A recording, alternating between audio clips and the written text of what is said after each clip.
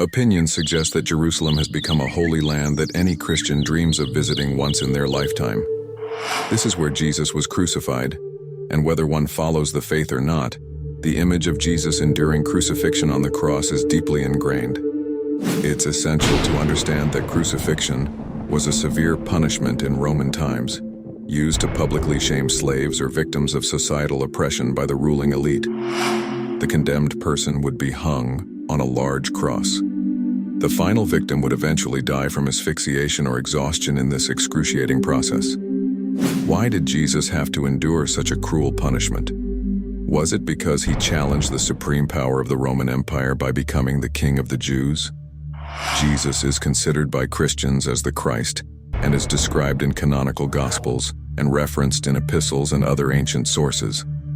According to the New Testament, Jesus was sentenced to death by the Roman governor Pontius Pilate and executed on the cross with the inscription "In Re." Jesus' words on the cross are described in the Bible.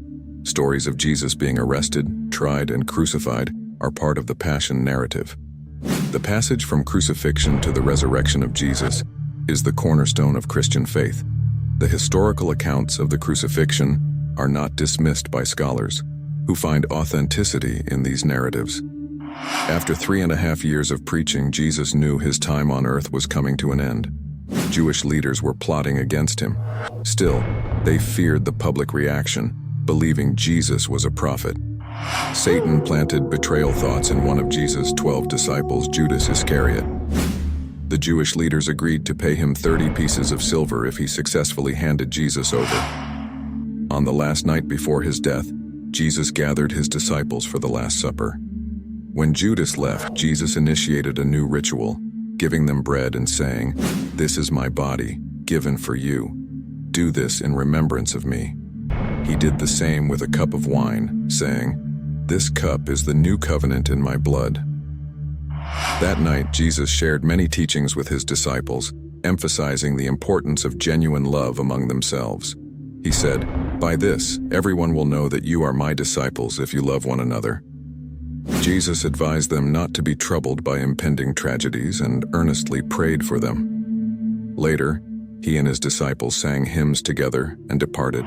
In Gethsemane, Jesus knelt, pouring his heart out in prayer to God.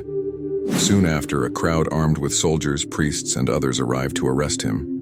Judas approached Jesus, kissed him to indicate who he was. When soldiers arrested Jesus, all his disciples fled. Before the Jewish court, Jesus affirmed himself as the Son of God. Despite seeing Jesus' innocence, the governor still allowed the crowd demanding his death.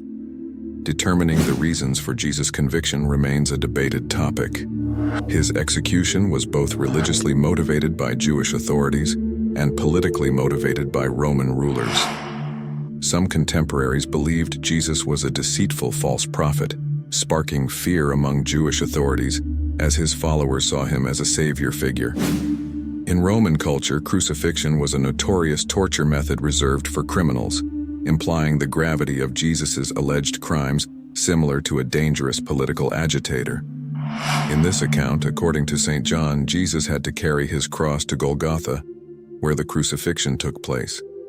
Along the way, some women followers wept for his fate. Jesus was nailed to the cross around 9 a.m. Darkness covered the land around noon, and he passed away around 3 p.m. At Golgotha, a soldier offered Jesus sour wine, which he refused. Then Jesus was crucified, traditionally believed with 3 or 4 nails. After his death, gospel accounts mentioned soldiers taking his clothes, dividing them among themselves. Other canonical gospels narrate 2 other criminals being crucified alongside Jesus. Crucifixion in Roman times was the most severe punishment, mainly reserved for slaves and insurgent soldiers. Roman citizens were honorably executed by beheading, and even had the right to commit suicide, which guaranteed them respect in their wills. Jesus was convicted of sedition, falling under the crime of rebellion against the empire, and was crucified. The first-century Gospels, like the Gospel of Thomas, don't detail Jesus' crucifixion and focus on his teachings. However, the 4 canonical Gospels extensively mention Jesus' death following crucifixion.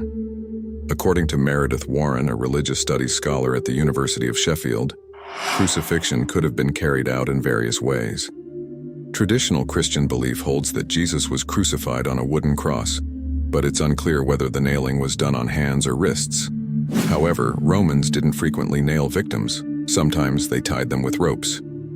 Archaeological evidence, like the ankle bone of Jehohanan, a first-century executed man, suggests victims were crucified. No New Testament book explicitly mentions Jesus being nailed or tied. However, the Gospel of John speaks of wounds on Jesus' arms, leading to the widespread belief that both his hands and feet were nailed. The Gospel of Peter, a 1st or 2nd century apocryphal gospel outside the New Testament, describes the removal of nails from Jesus' hands after his death.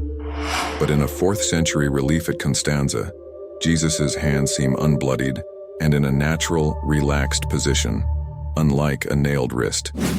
In some burial trends, Jesus is not depicted as being nailed.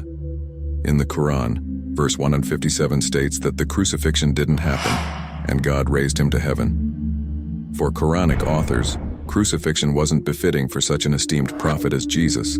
For most Christians, Jesus' self-sacrifice to atone for humanity's sins is seen as the epitome of divine love.